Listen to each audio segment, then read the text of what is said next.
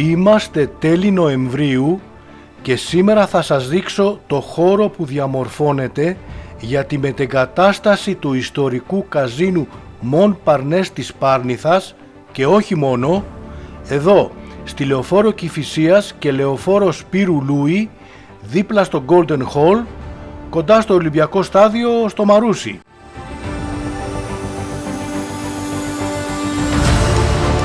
Το project Voria, εκτός από το καζίνο, περιλαμβάνει ξενοδοχείο 5 αστέρων με 150 δωμάτια, αμφιθέατρο 1.400 θέσεων, καταστήματα εστιατορίου και καφέ, 636 υπόγειες θέσεις στάθμευσης και πισίνες.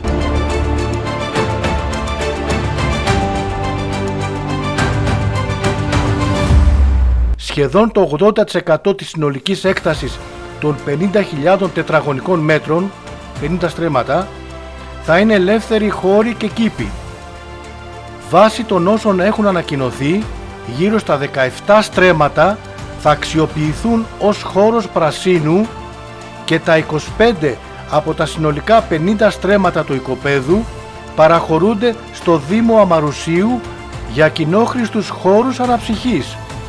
Τα υπόλοιπα 8 στρέμματα θα καταλαμβάνει το σύνολο των εγκαταστάσεων του καζίνο, με το χώρο των τυχερών παιχνιδιών να αποτελεί περίπου το ίμιση της συνολικής επιφάνειας του συγκροτήματος, ενώ το υπόλοιπο θα φιλοξενεί εστιατόρια και βοηθητικές εγκαταστάσεις.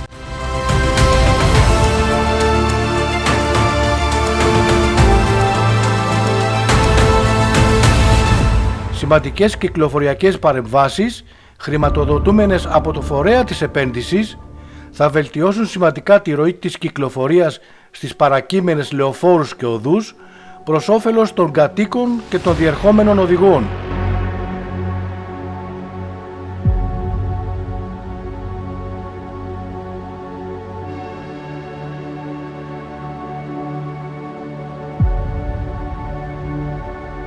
Σύμφωνα με τα όσα έχουν πει οι συντελεστές του έργου, για την ολοκλήρωσή του θα χρειαστούν περίπου 3 χρόνια.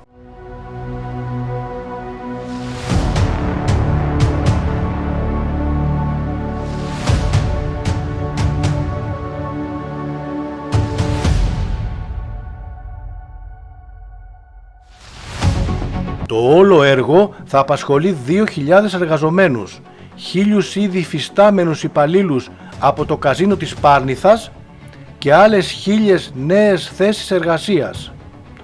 Είδομεν.